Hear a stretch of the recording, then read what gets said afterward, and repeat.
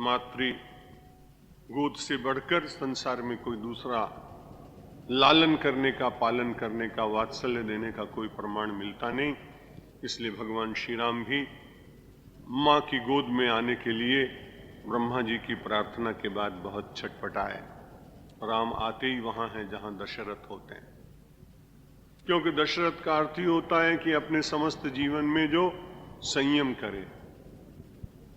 और हम सब लोगों की कठिनाई क्या है कि राम का तो स्मरण करते हैं, लेकिन दशरथ बनने की चेष्टा हमारी और आपकी कम होती है। राम राम सब कोई कहे और दशरथ कहे न कोय, और एक बार दशरथ कहे तो कोटि यज्ञ फल होए। बहुत बचपन में दोहा पढ़ा था, तब तो समझ में नहीं आता। मैंने कहा क्या विचित्र बात है, दशरथ दशरथ दशरथ करने से कुछ होगा क्या? लेकिन बाद में थोड़ा मन में विचार आया कि ऐसा जिस संत ने लिखा होगा वो ठीक ही लिखा होगा कि एक बार अपनी दशों इंद्रियों के ऊपर संयम रखने के बाद पूरी तरह से कि अब मुझे किसी प्रकार से माया विचलित नहीं कर सकेगी, ऐसा दृढ़ निश्चय जब मनुष्य के भीतर जग जाए तो उसकी उस निष्ठा के द्वारा फिर परमात्मा का जन्म, आत्मा राम। हर एक आदमी के पास राम जी कहां आएंगे, लेकिन प्रत्येक व्यक्ति को राम को अपने भीतर जन्माने का अधिकार दिया गया है। परमात्मा श्री राम व्यापक रूप से सच्चिदानंद बनकर प्रत्येक मानव के भीतर उद्भव प्राप्त करते हैं, अवतार होता है, अवतरित होते हैं। अवतरण जब भी कभी होता है तब ऊपर से होता है, और जब ऊपर से होता है तो आप विचार करिए कि जब भी कोई सद्विचार आता है तो पेड़े में से नहीं आता, लड्डू में से नहीं आता है।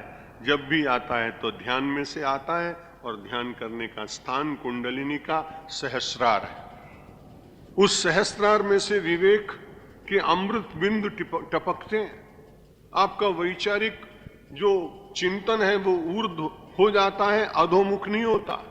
और जब इस प्रकार की स्थिति व्यक्ति की होती है तब उसी चिंतन में से आत्मा राम भगवान का, परात्पर परब्रह्म के एकात्म स्वरूप का, एकात्म स्वरूप का और आपके भीतर अनुभव होता है। अर्थात आपके शुद्ध चिंतन के द्वारा जब आप ऊर्ध्वमुखी अवस्था में संपूर्ण रूप से होते हैं तब परमात्मा आपके अंतर में अवतरण करता है। जैसे राम राम सब कोई कहे, दशरथ कहे न कोई।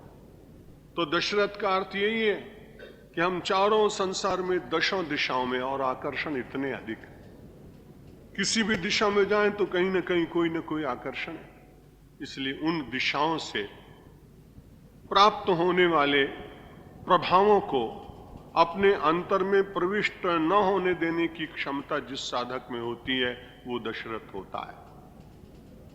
और आप निश्चित मानिए कि यदि दिशाओं की ओर आकर्षित होते रहे तो आप लाख चेष्टा करें, दशा नहीं सुधरेगी। दो शब्द हैं, एक दिशा और एक दशा। यदि अनेक दिशाओं में जाएंगे तो दशा नहीं सुधरेगी, और यदि एक दिशा में जाएंगे तो दशा सुधर जाएगी। और एक दिशा है वो केवल परमात्मा की। यदि मानव निरंतर एक ही दिशा में चलता रहे, अवकाश ले ले, विश्राम कर ले, साधना कर ले, जगत का कुछ कार्य करे, लेकिन दिशा भ्रष्ट ना हो। यदि दिशा भ्रष्ट हो जाएगा तो दशा सुधरने वाली नहीं।